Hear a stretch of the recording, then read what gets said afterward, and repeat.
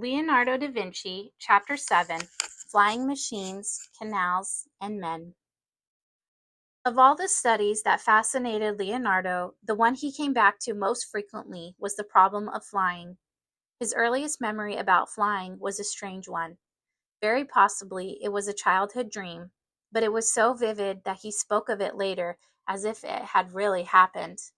It seemed to him that one day he was lying in his little cradle out in the family garden.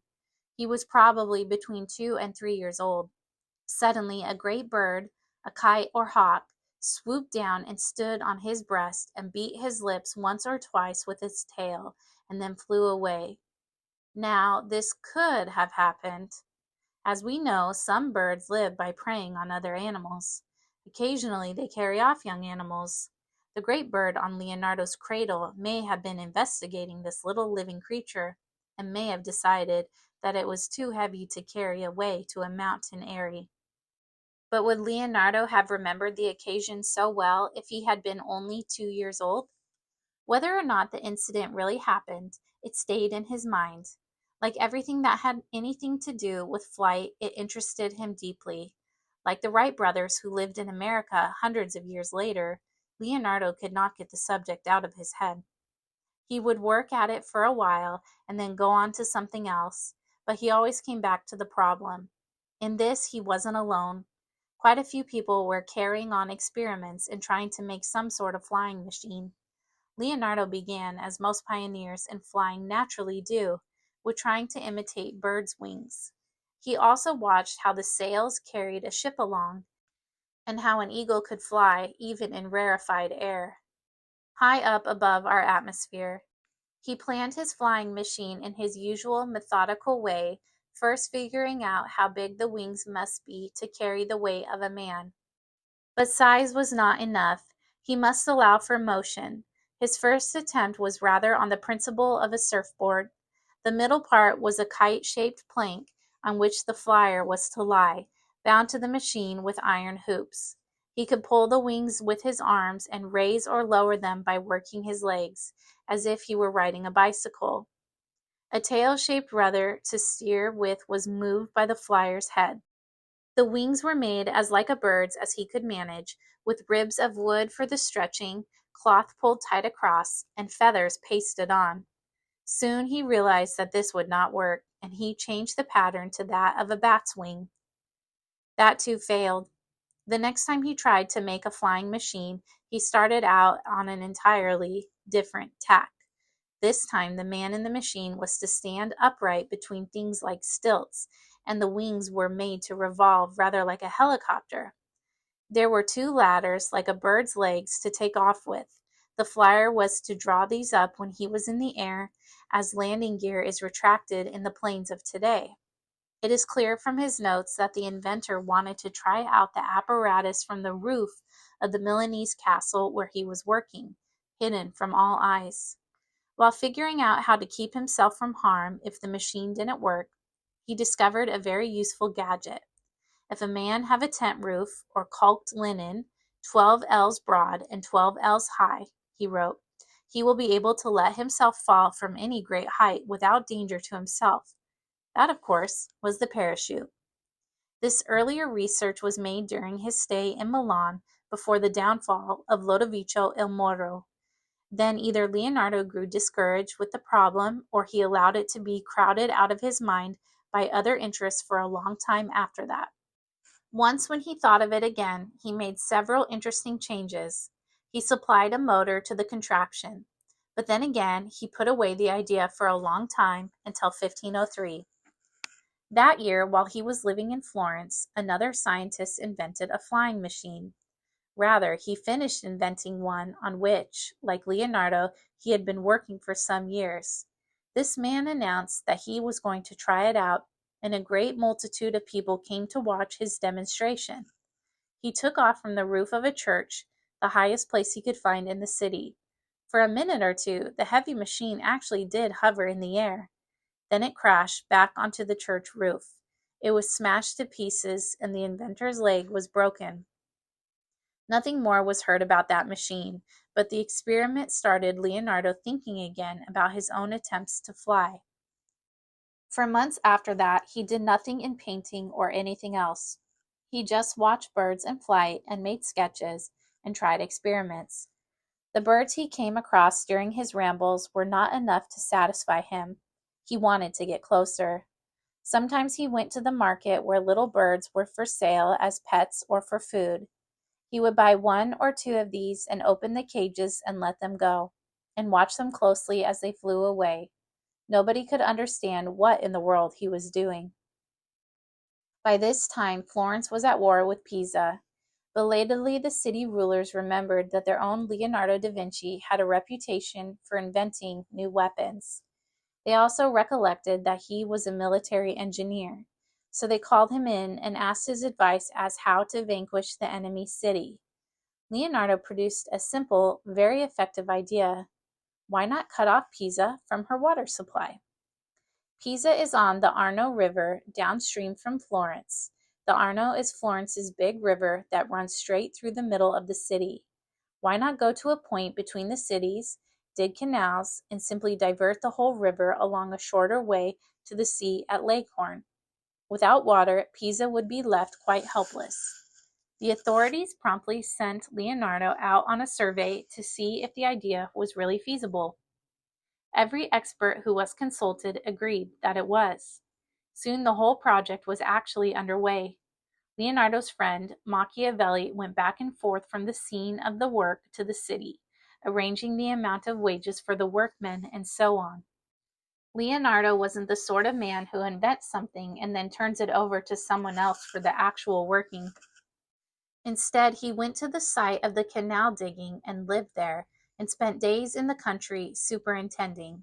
He was interested in all the details and was never satisfied with the traditional method of doing a job if he could think of a way to save labor and accomplish the task more efficiently. He invented a treadmill to dredge up earth out of the canal with buckets on a rotating wheel. He also designed a lift that could be worked with a crane. The lift was lowered by the weight of an ox that was walked into it. At the same time, the weight raised a case of stones or earth at the other end of the rope. Then the ox was led out of the counterbalance and the lift rose again. 3.5 centuries later, the same arrangement was invented again by a French engineer. The canal was getting along well, but after a few months, the work was abandoned because its reason for being suddenly disappeared. Florence didn't have to destroy Pisa after all. The chief people behind the original quarrel died, and the Signoria were glad to drop the idea of war on Pisa. Leonardo might have found himself out of a job, but instead his mind went off in a new direction. He had been interested in the canal as a problem rather than a hostile measure. Now that peace had come back to his city, he thought that all his work might as well be put to use in a constructive way. He reasoned that if they knew now how to build canals, why not build one for peaceful use? The Arno could be regulated above Florence instead of below. A canal could be dug and led through 3 towns where the local industries would benefit. Wool weavers, corn millers, silk spinners, ribbon weavers, blacksmiths, lumber mills, paper mills, all industries would be worked by water power. Everyone would be better off. Leonardo was able to convince the Signoria that such a gigantic effort would be profitable. Work on the canal was begun, but now he found himself in the familiar situation of needing money to keep his little household going. As usual, he turned for payment to the one talent which never failed him as long as he didn't fail it: painting. The Signoria, to commemorate this happy year when everything seemed to be turning out for the best, wanted a series of frescoes painted on the ceiling of their council chamber. Leonardo suggested himself for the commission, and the Signoria agreed. They told him what they had in mind as a subject for the paintings. It was the story of the Battle of Onchiari in 1440, when the Florentines had defeated the Milanese. Leonardo threw himself into the work with the same sudden gusto that he had shown when he painted The Last Supper. He was attracted by the new type of subject. The man who had made his name with tranquil pictures of the Virgin and Child now spent all his time thinking of scenes of violence, of rearing, fighting horses, and snarling warriors and blood-soaked battlefields. For a long time in his preliminary sketches, Leonardo practiced drawing horses in battle, and then he turned his attention to roaring human faces. He drew angry men screaming, and horses with their lips wrinkled back and their faces furious as no horses have ever looked in life. Finally, it was hard to tell whether he was drawing horse or human being. The final cartoon, a writhing mass of horses and men mixed up in a close fight, was planned so that it would fit in a natural manner over the windows of the council chamber. Leonardo used the windows as if they were bridges in his landscape. But all this preparation took time. The Signoria waited and waited. In 1504, they put pressure on Leonardo, just as other clients had done in the past, fearing that otherwise they would never get their frescoes. They reminded him that they had already paid something in advance and they must have the cartoon before another year had passed. This warning did not send Leonardo rushing back to his studio, because he was so deeply absorbed in the work of the canal and the theories that arose from it. Now Leonardo was fascinated by water. He was finishing his treatise on it. From water he returned to his other old love, light. From there he went on with his bigger questionings. What was the nature of the earth? What were the relations of air, fire, and water to the planet? Was the moon surrounded too by these elements? Was the sun a planet, or did it really move around the earth as it was believed to do? You can see that all these questions called for a lot of careful thought, and it is no wonder that Leonardo didn't get on faster with the Battle of Anghiari. Instead, he invented a telescope. In July 1504, that tough old man, Ser Piero da Vinci, died at the age of 77. Leonardo does not seem to have given way to any grief for his father. He put the fact down in his notebook, adding that his father had left 10 sons and 2 daughters. Perhaps he did feel some sensations of regret, but if so, he didn't mention them, and it wasn't like him to write such things down anyway. When Ser Piero's will was read, Leonardo discovered that his father had been just as indifferent toward his eldest son as the son had been toward him. Perhaps Piero forgot Leonardo altogether, or perhaps he just assumed that Leonardo was so famous and rich that he wouldn't need any of his father's money. Whatever the reason, Ser Piero had left his money to be divided up among the other 11 children. He didn't even mention Leonardo. Even with that, the brothers and sisters weren't satisfied. Soon they began to quarrel among themselves and try to take more than their share. They went to law about it. Ser Piero had a brother, Francesco, who had lived in the Vinci house and had always been especially fond of Leonardo. He was indignant about the will. To show how he felt, he immediately made his own will, naming Leonardo his sole heir. Leonardo was to be very glad to get that money when Francesco died, for in spite of his fame, he was always hard up. His accounts show that he was trying to live as economically as he possibly could, with only the old serving woman to look after. While the younger Vinci children were going to court and fighting over the estate, Leonardo refused to argue about the share he should have had, but Uncle Francesco and his other friends kept pushing him and telling him he should contest the will. In the end, he did make a claim and seems to have got something out of it. It took years, however. At the time of his father's death, Leonardo was again in trouble because the canal project did not go well after all. It was all right for a while, and the river flowed just the way it was supposed to, in the new channel that had been dug up. But then, in hot weather, the Arno dried up, as it does sometimes, and when it started to flow again, it went back into its old bed. Some officials said it would be too costly to work on the system and correct it. Others insisted that the work should be done. After a long squabble, the workmen returned to the site. Everything was almost ready, and the people on Leonardo's side, especially Machiavelli, heaved a great sigh of relief. Then came the autumn rains, much worse than usual. The canal overflowed, and some ships that had taken refuge in the artificial basin near the sea were wrecked, and 80 sailors drowned. Public opinion turned violently against the canal. The people of Pisa took matters in their own hands and filled it up again. Everybody made fun of the Florentines, and, of course, they laughed at Leonardo most of all. Leonardo simply went back to his frescoes. Usually when things went wrong with his non-painting activities, his work in painting was enough to help him forget the blow his vanity had received. No matter how much it failed to satisfy his ambition, it was the thing the world believed he did better than practically anybody else. Though Leonardo neglected painting whenever he got a chance, he realized what he owed to this magnificent talent. With it, he won the acclaim his spirit needed. But even here, in his own world, something now happened to distress him. Among artists, as among any other group of men, fashions rise and fade. Leonardo's work was so well accepted that he seemed to be above the laws of change. But beneath him, there were always struggles and heartbreaks and accusations among the other artists. Lately, Florence had been electrified by the sudden appearance of a young man named Michelangelo Buonarroti, who carved and painted figures in a new way. Michelangelo concentrated on muscular development. His men always looked as if every muscle in their bodies was working. He had a violence and a force that had not been seen before in the work of the Florentines, who had always aimed at quiet, religious sweetness. The other artists had different feelings about this new style. Some welcomed it as an exciting change, and others were rather shocked. But they all knew that they were face to face with an important development. The public went wild over Michelangelo's new statue, the famous David. They called it the Giant. When David was put on exhibition, everybody came to see it, including Leonardo. It never occurred to him to be jealous, though many of his colleagues were. It interested him, as all new things did. He studied it and made a sketch of it in his notebook.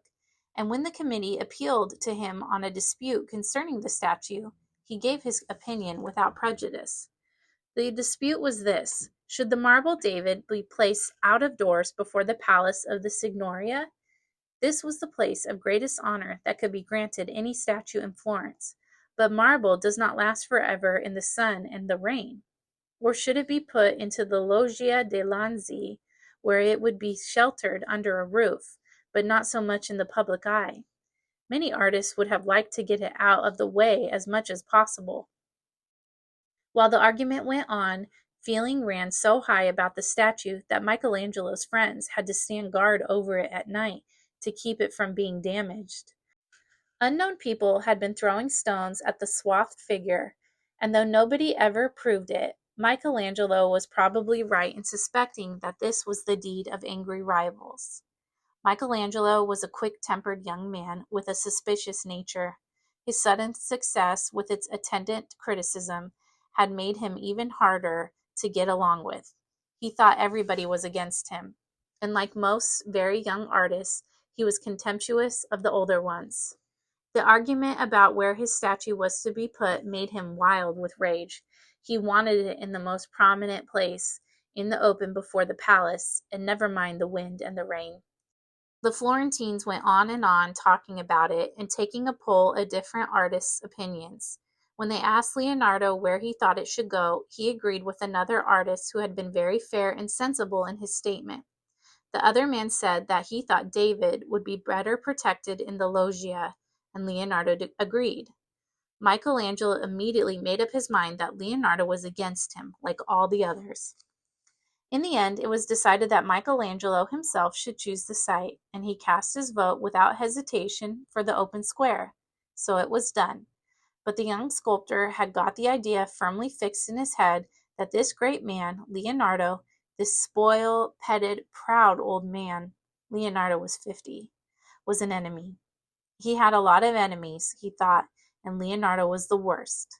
In the days that followed, Michelangelo quarreled with many other colleagues. Then at last came the time when he was able to let fly at Leonardo, who made him angriest of all. Many Florentines used to sit around talking about philosophy, playing games with ideas and words in pleasant fashion, and discussing the classics. One day, when a group of them were indulging in this pastime, they saw Leonardo walk past. They hailed him and asked him to come and settle some point for them. It was a game in which he excelled. This question had something to do with Dante.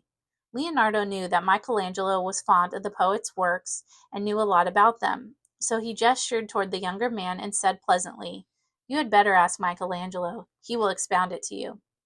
Michelangelo got very angry. Instead of realizing that the remark was courteous, a genuine compliment from an old student to a bright young one, he thought it was a veiled insult. He shouted, "Explain it yourself, you who made a model of a horse to cast in bronze and then couldn't make the casting and cravenly abandoned the work." Everybody was struck dumb. Michelangelo walked off, pausing to shout one more insult. "And those fat Milanese geese trusted a task like that to you?" Leonardo stood there for a minute, silent, his face flushed. Then he walked away, very straight and quiet.